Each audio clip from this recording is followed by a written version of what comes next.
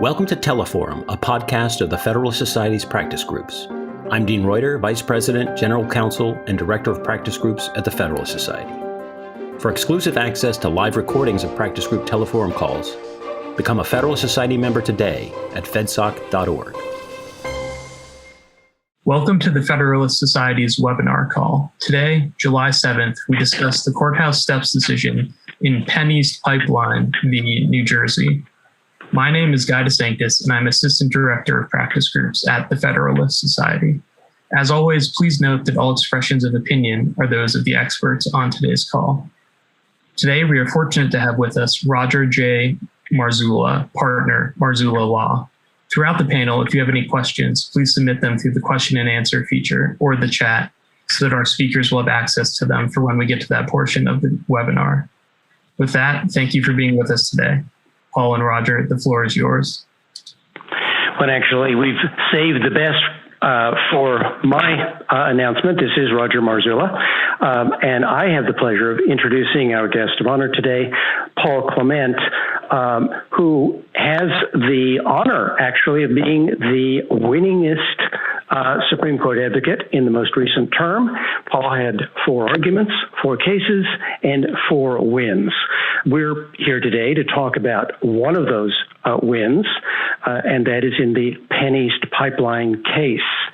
So I'm very pleased and honored and humbled to be able to introduce one of the leading Supreme Court lawyers in the United States, partner at the Kirkland Law Firm, and former Solicitor General of the United States, Paul Clement. Paul, would you like to tell us a little bit about the issues that arose in the Penneast Pipeline case, and then perhaps we can talk about some of the holdings that the court ruled on in that case?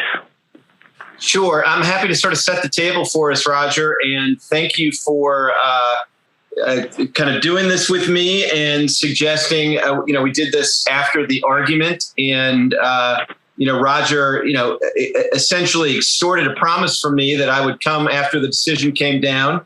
And behind the veil of ignorance, I said absolutely. So I'm kind of delighted that I not only get to come back, but come back having ended up on the winning side of this case, which, as we'll talk about, was a 5-4 decision. So was hardly a foreordained outcome. In terms of just setting the stage, the question in this case is really, on the one hand, one of like pipeline development and the Natural Gas Act, and on the other hand, the question of state sovereign immunity. And, talk about the 11th Amendment, and, the 11th Amendment and its text figured prominently in some of the opinions, but you also have kind of the broader concept of state sovereign immunity. And they're really at loggerheads in this case. Penneast is a consortium of pipeline companies that put together a pipeline designed to bring natural gas from the kind of, resource-rich parts of central Pennsylvania and bring it through some of the more populous parts of Pennsylvania, across the Delaware River, under the Delaware River, and then through some populated areas of New Jersey where there were many consumers for this, and then in turn would eventually hook up into a broader pipeline system and ultimately distribute natural gas to, states down pipeline as well. So the way that a consortium of companies like Penneast gets approval for a particular pipeline route is to go to FERC and demonstrate a degree of need for the pipeline route, and then go through a rather elaborate regulatory process that can take years, often requires the approval of multiple federal agencies, and involves a process where affected landowners who are affected by the proposed pipeline route can come in. They can sort of, raise protests, suggest the route's not optimal, suggest that the route is optimal, but certain other things get taken into account. All of that is essentially resolved before FERC, and FERC ultimately issues a certificate if the pipeline route is approved. And the pipeline certificate is specific as to the envisioned route for the pipeline. And at that point, under the statute, it's left to the pipeline company to essentially exercise the federal government's eminent domain authority by initiating actions in federal district court or state court where they essentially condemn land on the route consistent with the certificate and then provide just compensation to the affected landowners. And that's the way it's worked for about 70 years under the Act. And for the most part, that hadn't created a lot of objections. But in recent years, a couple of states, for lack of a better shorthand, let's call them blue states, objected to some of the pipeline routes on environmental grounds. The FERC has a process to hear some of those state policy concerns, but having not succeeded in getting FERC to defer or not have the pipeline route approved, what a couple of states, most prominently New Jersey and Maryland in a parallel case, started to do recently is to raise 11th Amendment objections to the actions that were brought by the pipeline companies to condemn their land. And so, and I'll take a minute to breathe in a second and let Roger sort of steer me towards describing the court's holding here. But just to further set the stage, so when the pipeline companies would come in, they are trying to exercise the statutory power, and since the route has already been approved, and FERC has already said that the route can go over state land. At least the way I think about these eminent domain proceedings is their principal function is to provide just compensation to the state. And that's certainly how they operate with respect to each of the private landowners that has land that is condemned for the route. It's probably also worth recognizing that unlike with some other exercises of the eminent domain authority, what's being condemned is not like the whole property and fee, but is a right of way for the pipeline. And so there's some disruption that comes with that, to be sure, but it's not like you sort of, as the property owner or the state, lose the fee title to the land.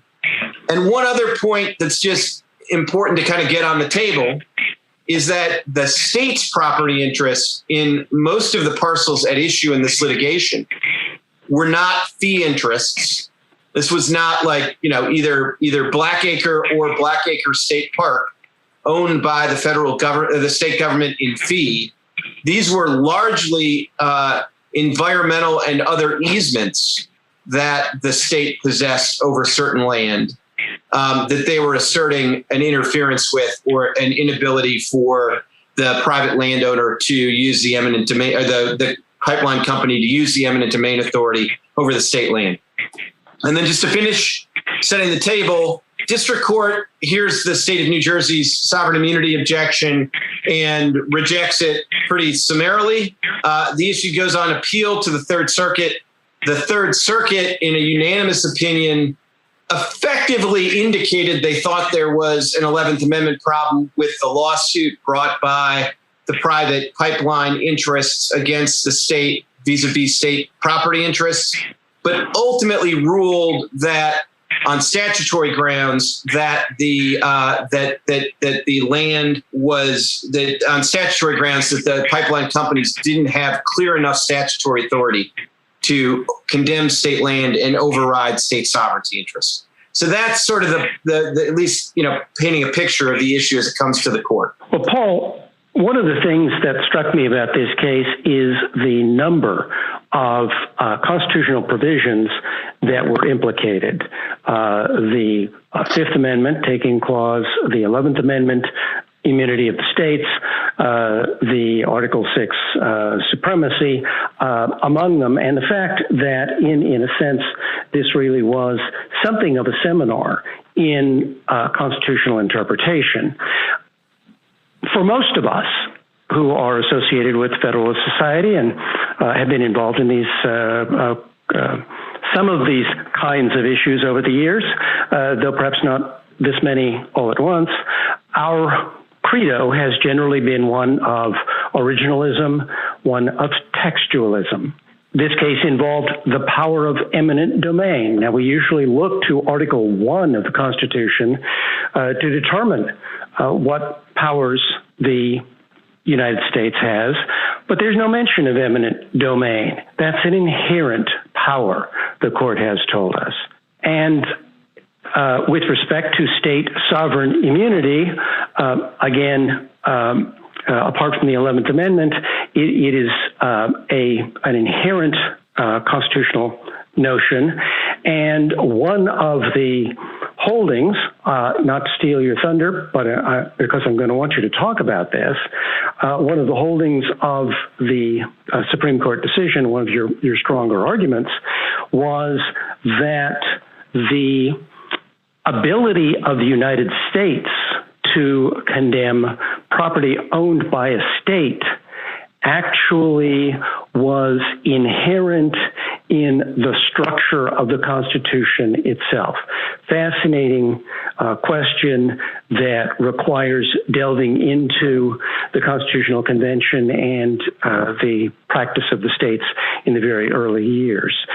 So I guess what I think we'd all be interested in hearing about is how you formulated these principles, these arguments, and what do you say to us textualists who say, how do we know really what the power of eminent domain is all about? How do we know what state sovereign immunity is all about? And how can we decide constitutional issues based not on text, but based on the structural nature of the Constitution itself? Yeah, Roger, those are great kind of questions and a great setup. What I would say sort of in response is two things, just to kind of reiterate your framing. Obviously, I argued this case and argued it for the side that I argued it for. I'm delighted at the result for my client. And I think the court legitimately came to the correct conclusion. But that said, I don't mean to overstate the easiness of these issues or the simplicity of these issues for members of the Federalist Society or anyone else for that matter. And I think if you look at the division of the justices in this case, you can kind of see that this is not something where, if you look at this as a kind of textually oriented or originalist oriented justice, there's an obvious outcome. And if you're more in the living Constitution school, there's a different outcome.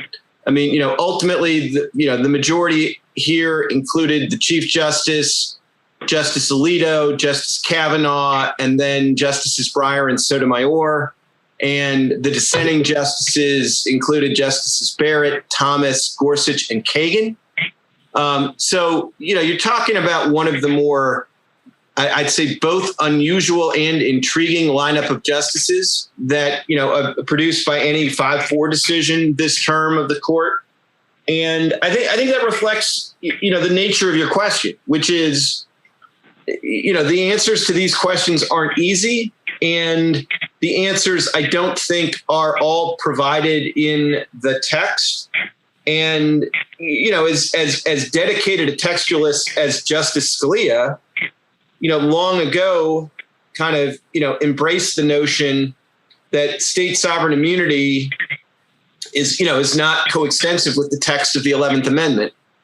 And the 11th Amendment sort of, involves more of the restoration of an idea about state sovereign immunity and what's essential to state sovereignty than it does, exactly the metes and bounds of its text.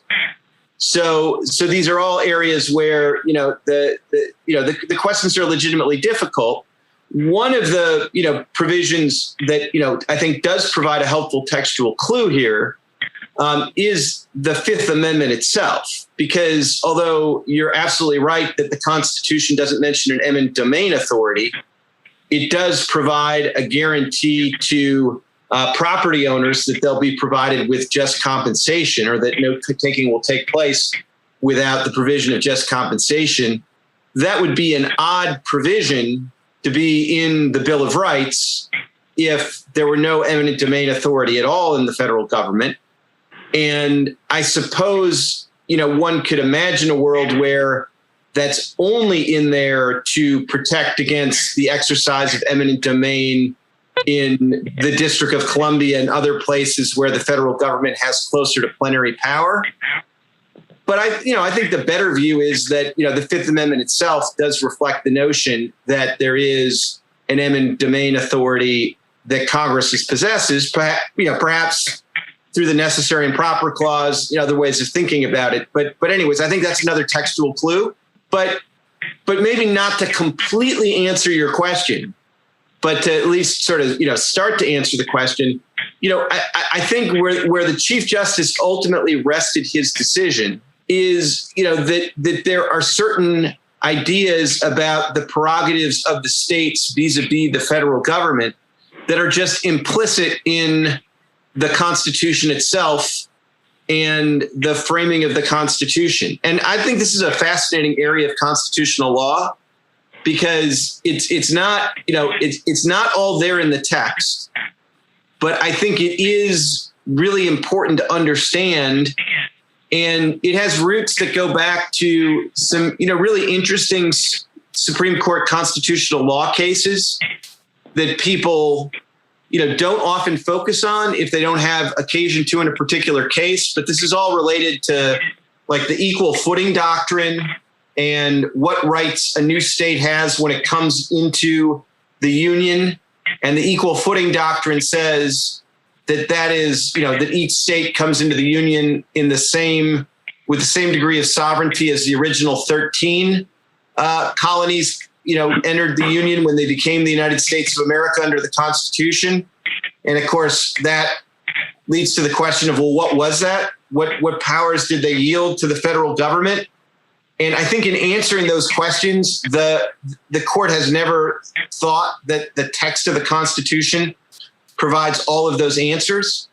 And one of the best examples of that, and one of the cases that ends up kind of figuring in Chief Justice Roberts' opinion, is there's a case from the 1890s called United States against Texas, where the Supreme Court held that a state doesn't have sovereign immunity in an original action brought against the state by the United States of America. And so the United States was able to sue Texas. I think it was over a kind of a border dispute.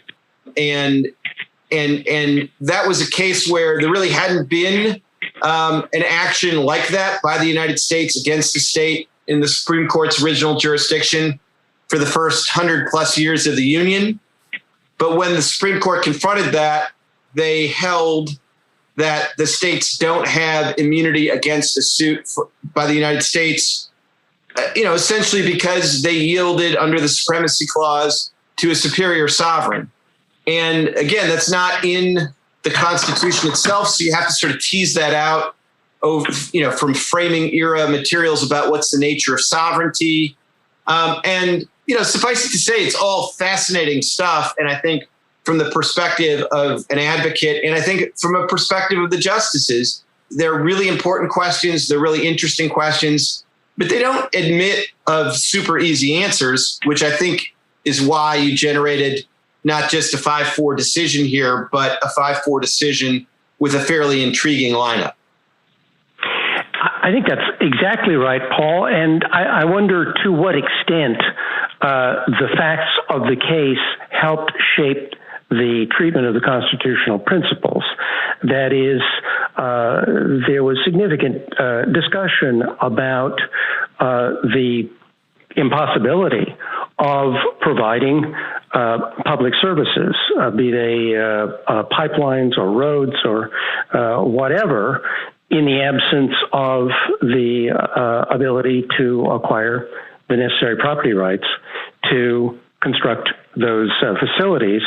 And the court seemed to be impressed with the fact that not only has that been a power of the United States from the very early days, but it's absolutely essential to the construction of our modern society and to constructing the infrastructure that we all rely on.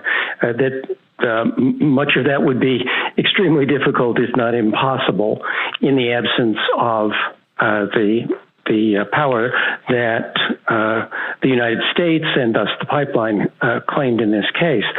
I wonder to what extent, in your view, the case might have come out a little bit differently if the condemnation had been for a purpose that was less infrastructural, if you will, and more limited to a single use, say a national park or a local community center of some sort that was being constructed by a company under the power of the United States.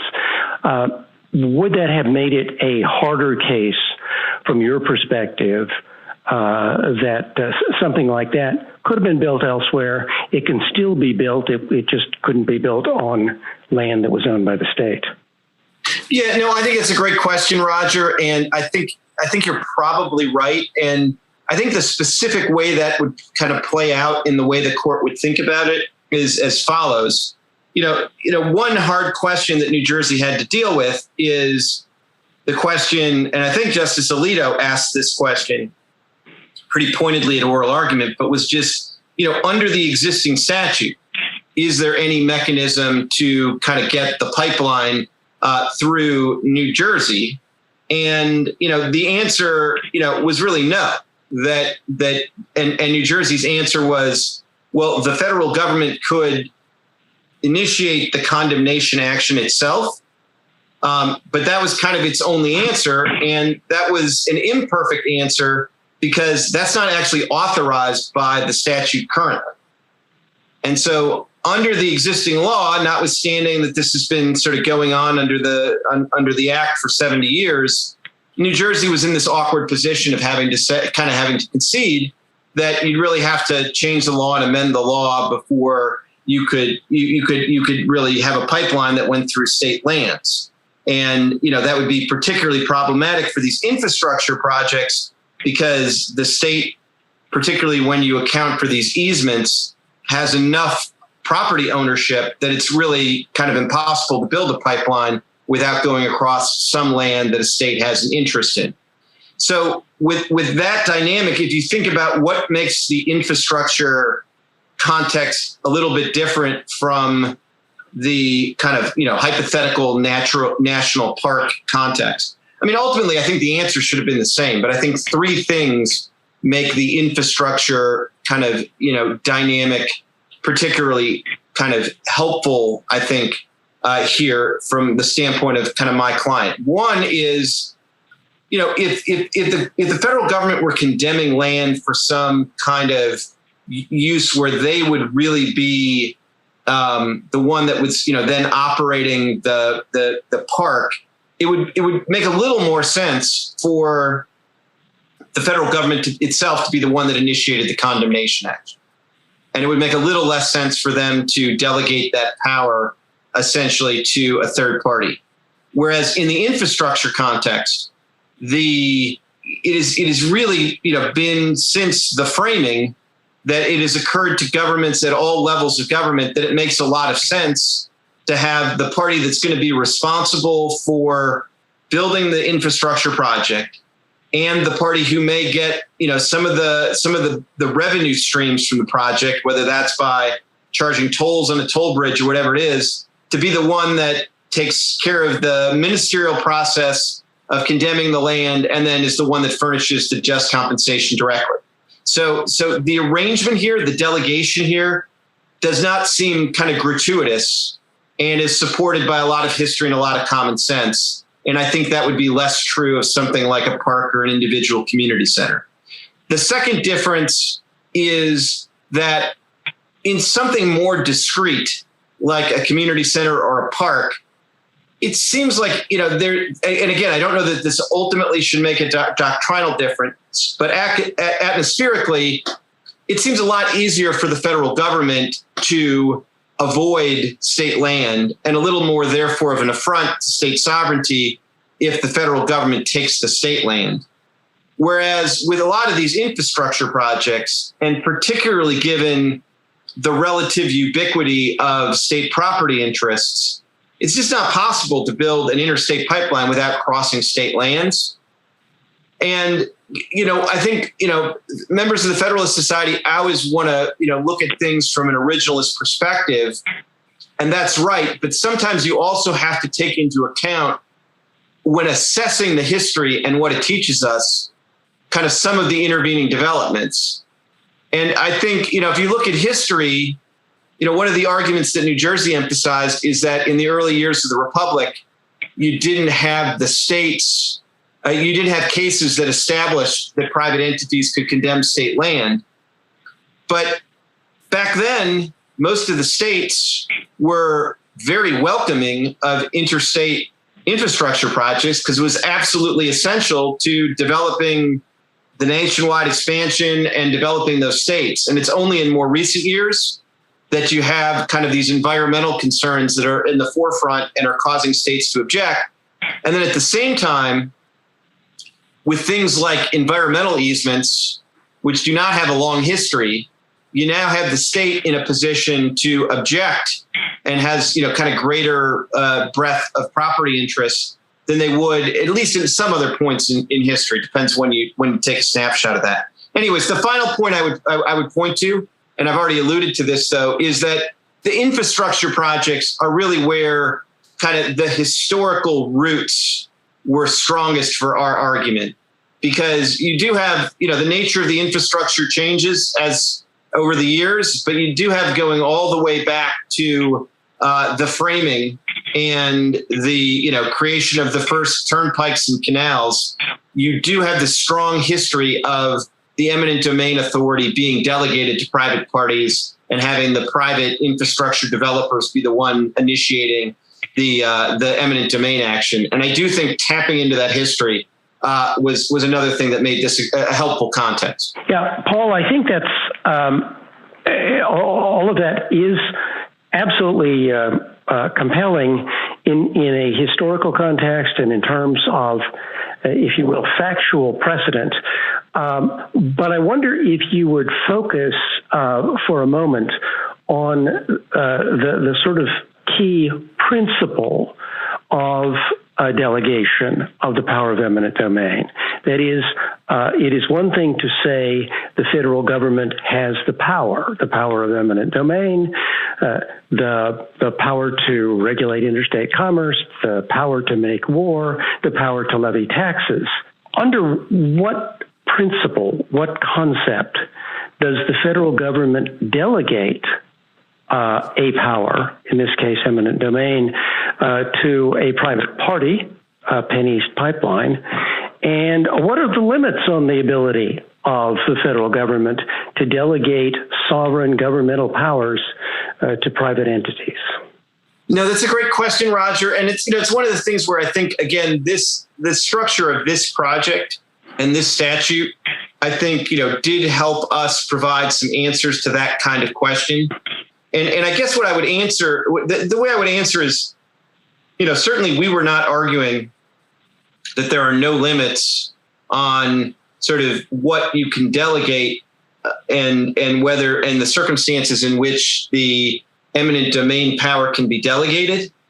But one of the things that we tried to focus on, and I think was one of the anomalies of the New Jersey's position, is that in many respects, the real intrusion into state sovereignty in these cases is the ability to really, essentially condemn the state land at all, or to, in the context of this case, authorize the pipeline to go across the state land.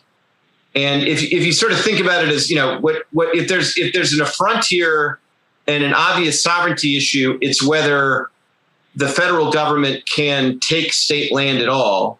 And if there's an intrusion on state sovereignty, it comes when the state land is being taken by the superior sovereign. And under this statutory scheme, all of that happened essentially at the hands of federal officers, because it's the FERC administrative agency that approves the pipeline route. So if you contrast that with a statute that basically tried to delegate to a private party, not just the ability to essentially implement the eminent domain power by initiating the condemnation action and providing just compensation, but actually authorize the private party to pick which lands would be condemned. Presumably, if they gave them unfettered discretion to pick the lands to be condemned, that itself might be a delegation problem, even under sort of general, non-delegation delegation principles. And I think, it might be fair in another case like that to argue that when it comes to something as sensitive as picking like the route, that either has to be done by the federal government, or at least it has to be done pursuant to federal government instructions that are very specific and doesn't give too much discretion to the private party to condemn land. But, the attractive feature of this case from the perspective of my client's arguments was here, that was all done by the federal officials. So at least, by my lights, the part of the process that you might most want an accountable federal officer to be responsible for, there was an accountable federal officer responsible for that at FERC. And it really was a little more like this. The delegation was a more ministerial delegation that I think, applying kind of most notions of kind of delegability and non-delegation, there wasn't a problem, because what was being delegated was very specific and very discrete. Well, and finally, Paul, before we maybe take a few questions, and I'm going to invite folks to send in their questions in the chat box or express them orally if that works. But I guess the one other issue the court dealt with, and I'd like you to just sort of touch on that, was the argument that, okay, the United States can delegate this power, even the power to supervene the state's sovereign immunity and acquire state property, but that has to be pretty expressly stated in the statute. And New Jersey argued the NGA simply doesn't contain that clear a delegation of the power of eminent domain. You prevailed on that. The court went with you and seemed to say that it was clear enough. So how clear is clear enough? Well, no, it's a great question. And I think clear enough in this context, the way the court answered it ultimately is reasonably clear, which is to say they didn't apply the kind of clear statement rule that the court has applied in context where they recognize that the state sovereignty exists, and what Congress is trying to do is to abrogate a state sovereignty that actually exists, or a state sovereign immunity that actually exists. And there, clear has to be crystal clear to the point of, maybe requiring a plain statement in the text of the statute itself. And I think what the court said is, that's not what's going on here, because the principal holding of the case is there isn't really a state sovereign immunity that's being abrogated here, because the states surrendered their immunity from this kind of eminent domain action in the plan of the convention. And so I think what they were looking for then is essentially just kind of ordinary clarity. And I think if what you require is ordinary clarity, the statute, really does supply that. And it supplies it both with the breadth of its grant of authority. It supplies it by the broader context that you can't really build interstate pipelines without having this authority extend to state property, and there's no other mechanism to deal with state property.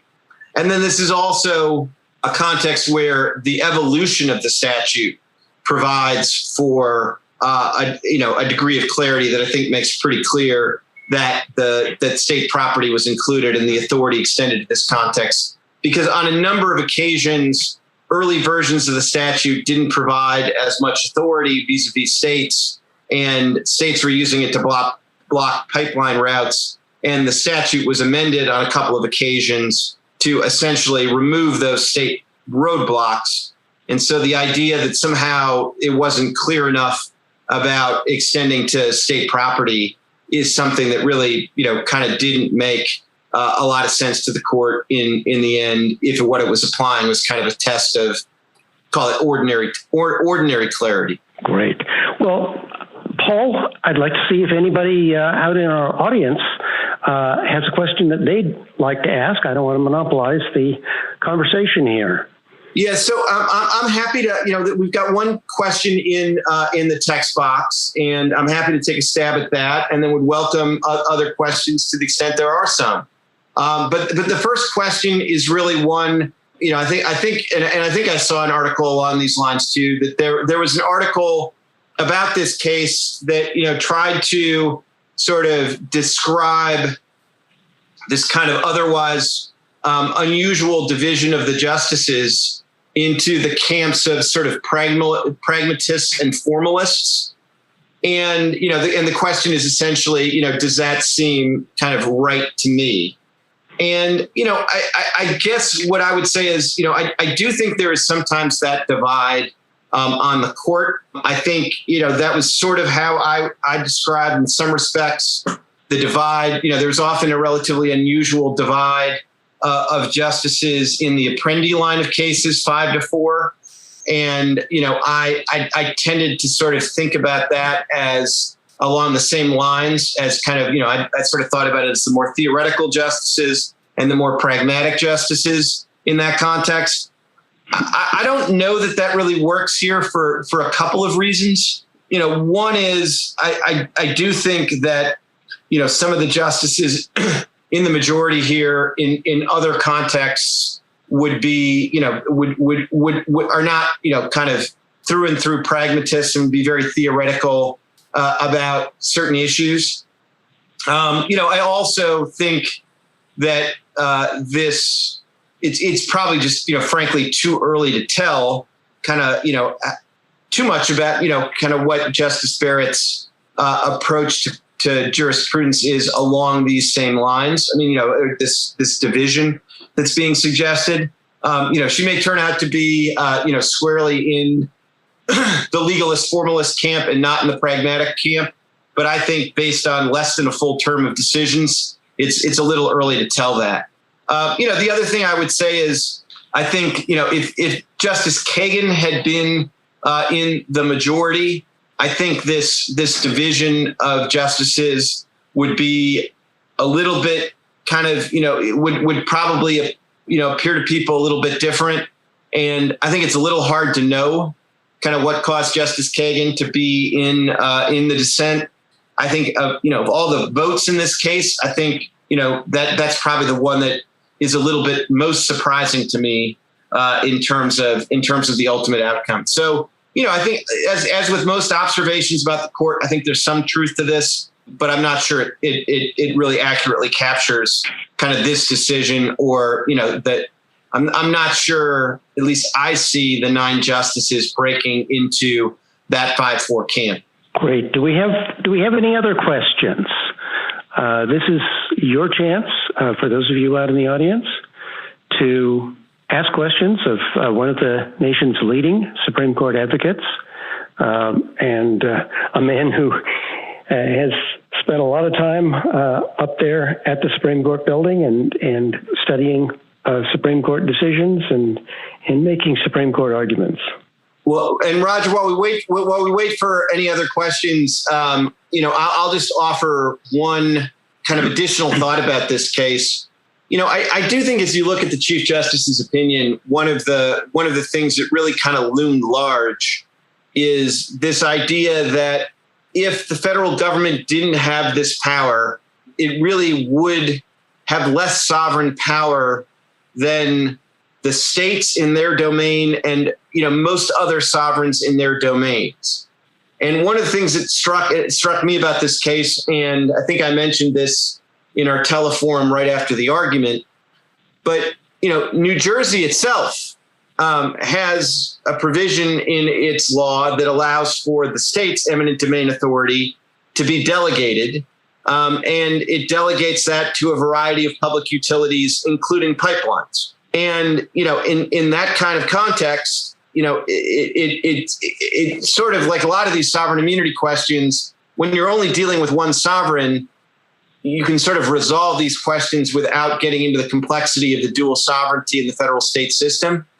But the fact that New Jersey itself and almost every other sovereign historically has found it, necessary and proper, to use a constitutional phrase, to delegate the eminent domain authority, I think really struck the majority here as anomalous that the Constitution would give the executive branch and the federal government, ultimately the whole federal government, less of an eminent domain of power than any other sovereign.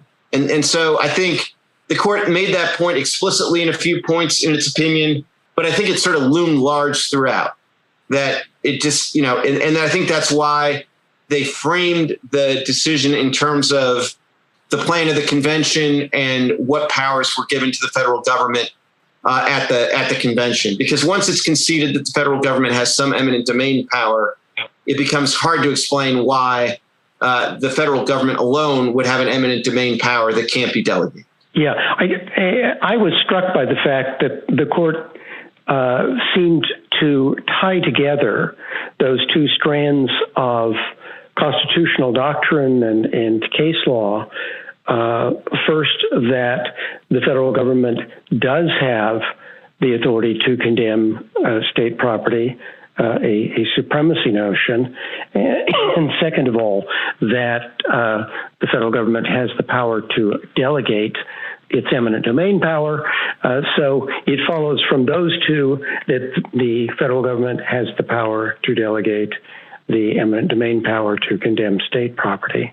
And it does seem that this is a pretty firm holding, a significant precedent that you have obtained here with respect to the constitutional authority of the United States to delegate to private parties the eminent domain power to accomplish public purposes.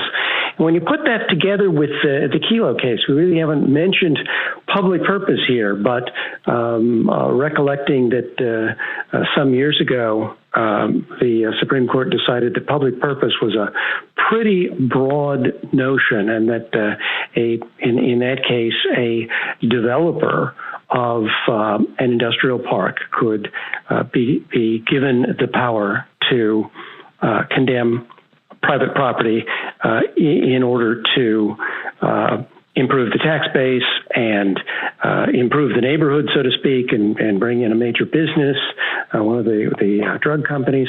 That was a public use, and public use was very broadly defined.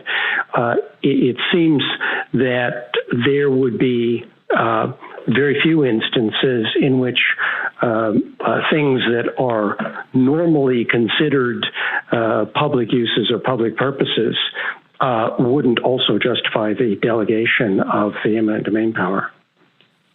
No, I mean, that's a very fair point. And, but it does also suggest that, one interesting byproduct of this decision is, it could over time, cause the court to, revisit Kelo and, perhaps, sort of tighten up that aspect of takings law, because you obviously have a court here who I think is, quite receptive to arguments about private property owners in the takings context.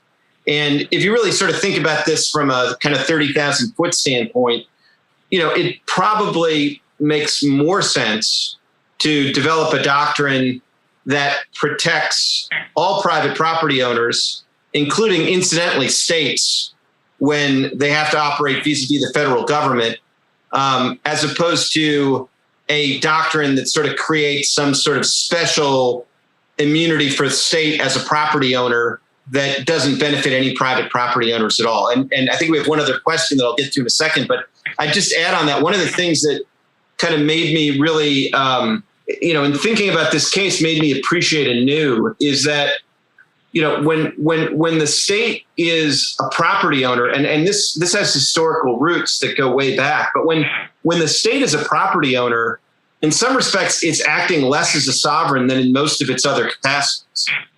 And it really, when a state was a property owner, that's more, it's more akin to a private property owner than it is to the state as the true sovereign.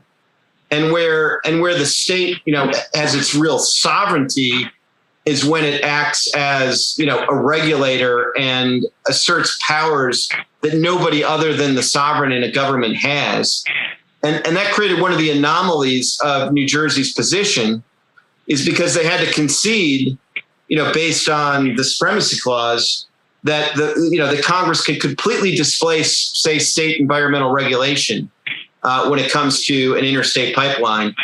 But at the same time, they were essentially claiming a special state sovereignty as a property owner, even though historically that's actually not a terribly sort of sovereign function.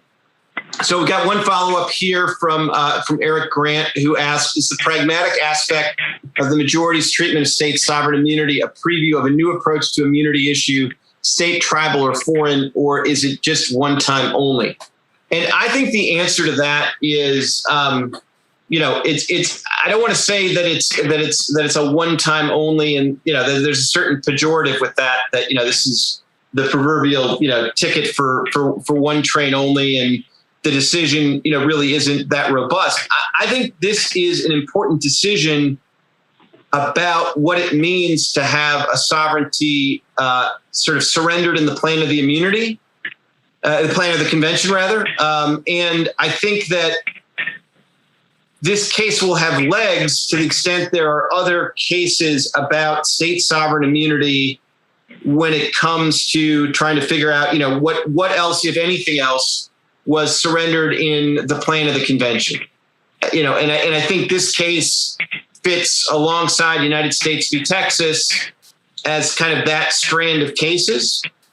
And there may be one or two other cases in that strand. I don't think there will be too many others, but that's the way I think about this case. And I don't think that it signals some kind of broader pragmatism about immunity issues that will spill over into the tribal immunity context or the federal government's own sovereign immunity context, I think, or foreign sovereign immunity. I'm a little more inclined to think that this is in a different box from those and will not spread over into those other contexts. And I do think that in some of these other contexts, including state sovereign immunity contexts where you don't have this kind of, plan of the convention argument, I do think that this will not have a lot of spillover effects into those other areas. But time will tell. It's a great question.